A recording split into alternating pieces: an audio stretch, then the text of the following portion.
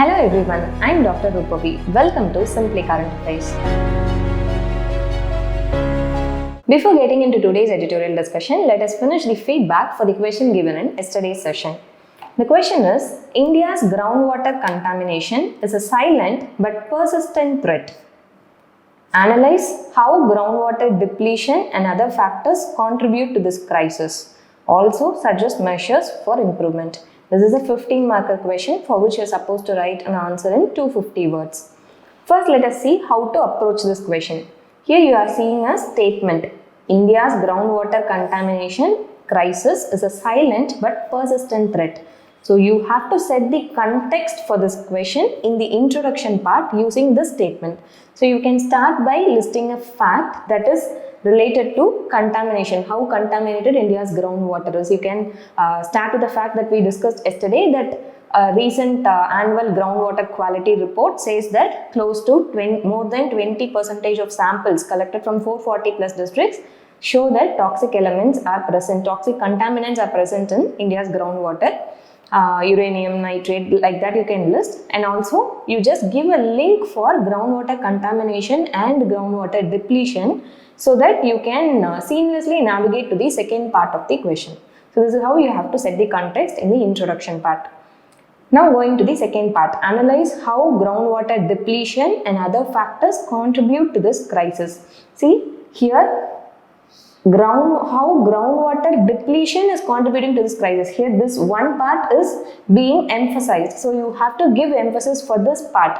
So separately you have to say how groundwater depletion is contributing to this crisis. After which you have to list the other factors. Right? So this is missing in most of your answer. Everybody started listing all the factors together. But see, if the question is like analyze how the factors contribute to this crisis, if this is just like this, then you can just list only the reasons contributing for this crisis. But here groundwater depletion is being emphasized. So you have to write this under a separate heading, how groundwater depletion is contributing to this crisis. Right? Depletion contributes. You have to set a separate heading and you have to say when the quantity of groundwater reduces or the falling water table, this can result in increasing concentration of the pollutants. This is one point. Another one, when we go deeper and deeper, the deeper aquifers naturally contains uranium, nitrate, fluoride, etc. Right? This is here you will be listing these 2 points. After which you can list all other factors contributing to groundwater contamination. Now coming to the third part, also suggest measures for improvement. So here this is the way forward part. You can suggest any 4 to 5 measures for tackling the groundwater contamination issue. After which you have to conclude your answer with a balanced approach. So this is how you have to structure answer for this particular question. And for today's discussion, we have taken Maheshwari's paper. And Maheshwari has done a really excellent work and she has written a very, very good answer like how we discussed now.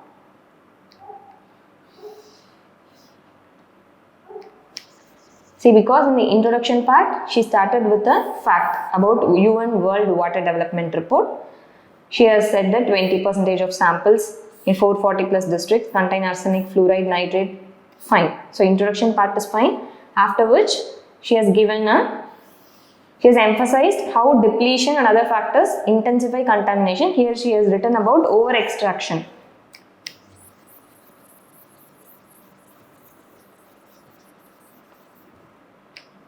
See, over extraction she has mentioned, falling water table she has mentioned. So she has given importance for how groundwater depletion is contributing to or over extraction is contributing to groundwater contamination. That part is addressed well. After which she has moved to other factors, listing other factors. Every factor she listed: industrial effluent, sewage, seepage, water intensive cropping pattern, and natural causes, agricultural drivers, even climate variability. This is also a very good point. Then she has mentioned about measures for improvement. about a real-time groundwater quality monitoring system, industrial discharge, strict enforcement should be there against industrial discharge, crop diversification, managed aquifer recharge. This is also fine. Every point is actually well and good here. And coming to the conclusion, Maheshwari has written some global examples as well. She has given global perspectives like in California, Sustainable Groundwater Management Act, Israel's aquifer governance. This is all very, very good. If you mention like this, then you will get more marks. This is a very, very good answer. Nothing to pinpoint in her answer. The common errors that many of you have done is you did not give importance for how groundwater depletion is contributing to groundwater contamination, right? And the other one is many of you have written about the impacts of groundwater contamination. That is okay, but you should bring those impacts while listing the factors itself. You need not write it as a separate heading because that is not the demand of the question. Although if you want to write about the impact, you just bring it under the factors itself. When you are mentioning the factors, you can link those impacts and mention. That will give a wholesome picture, right?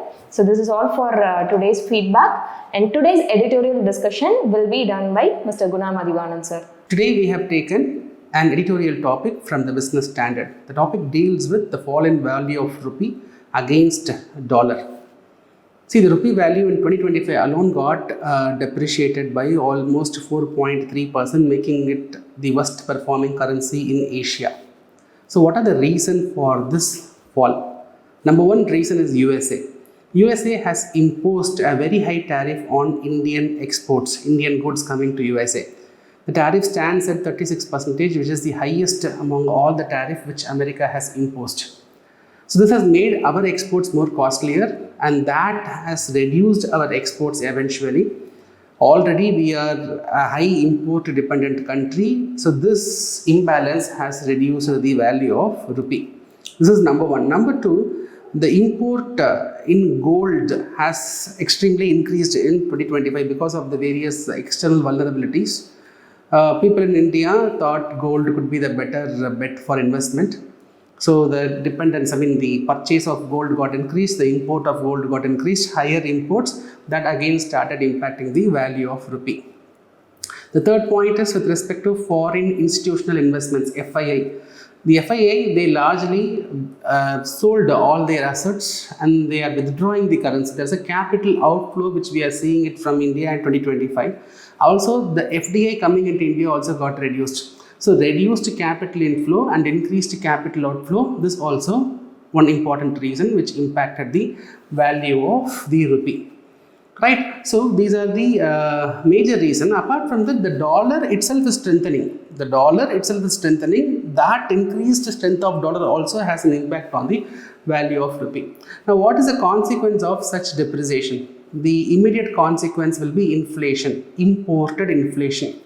As the rupee value depreciates, our imports becomes costlier. As our imports become costlier, we are an import dependent country. For example, more than 85% of our oil we are importing. So automatically when oil price increases, it has a multiplier effect in other commodities as well. So there is going to be inflation, increase in inflation because of this depreciation. This is number one.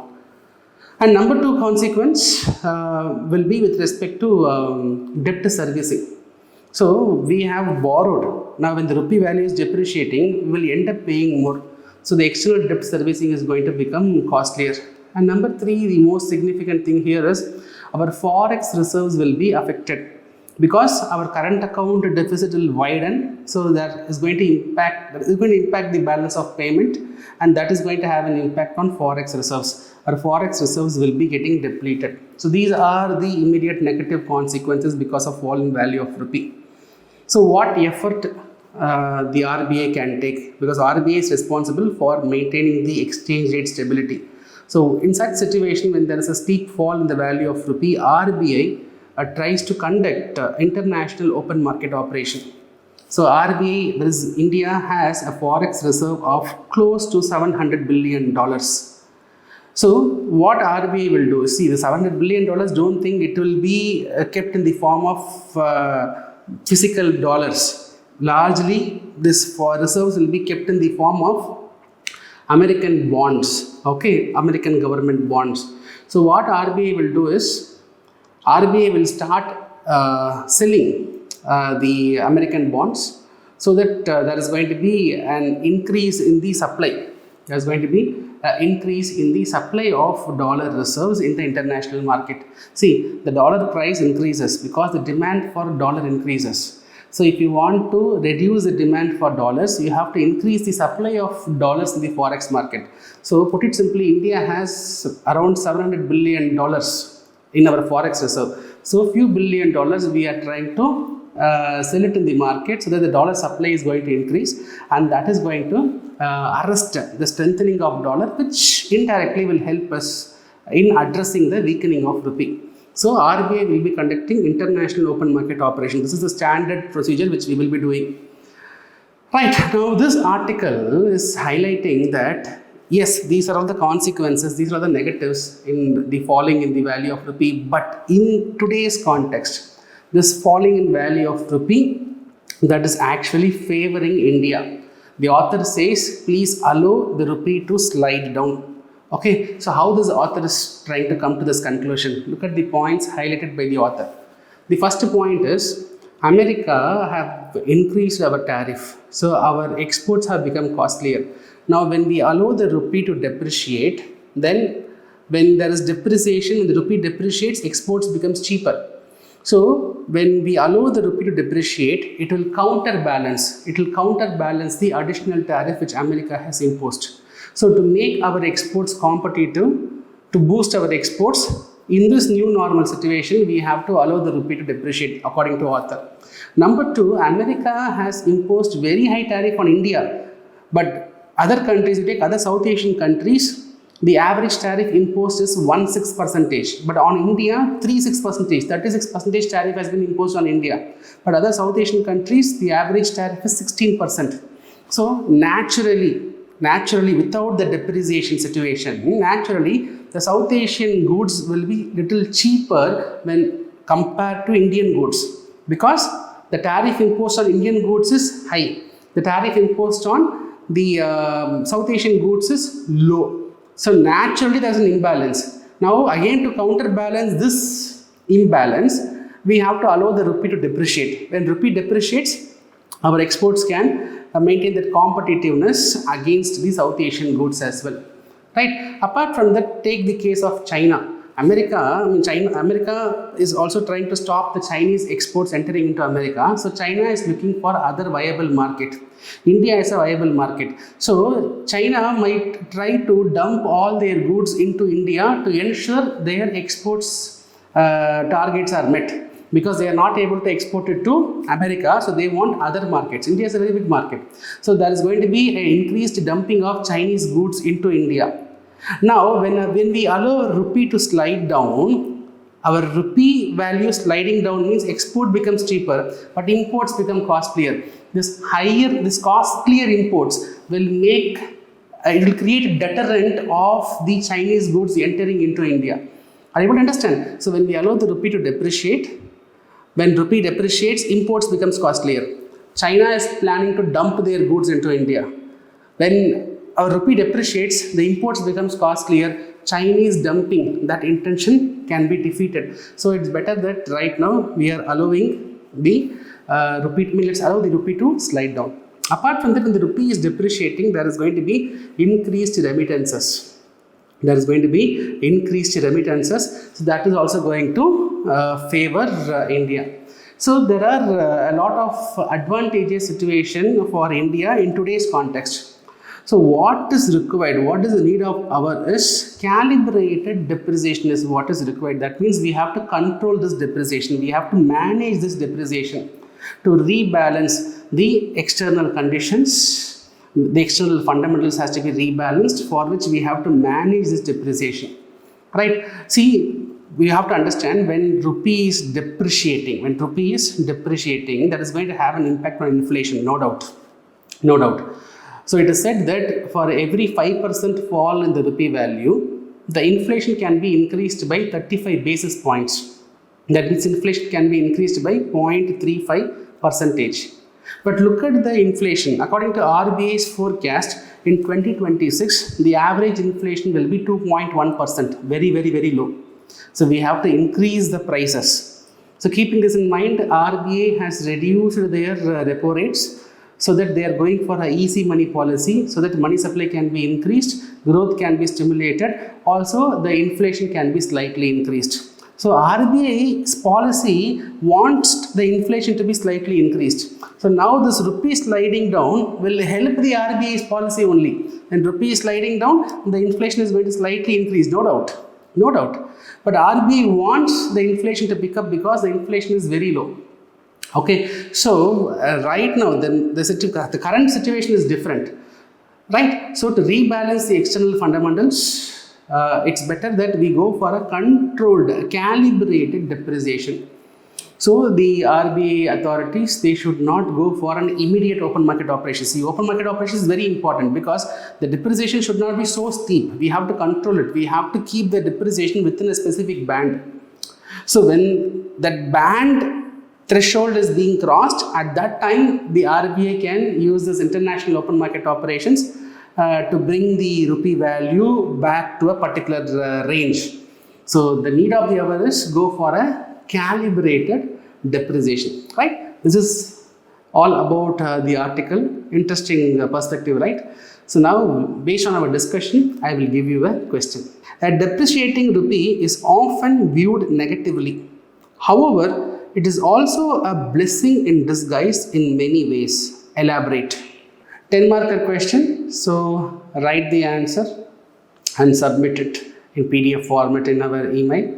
And once after submitting, in the comment section, please mention that you have sent the email. Right friends, I will see you in the next editorial discussion. Till then, bye. Take care from Guna Mathivanan.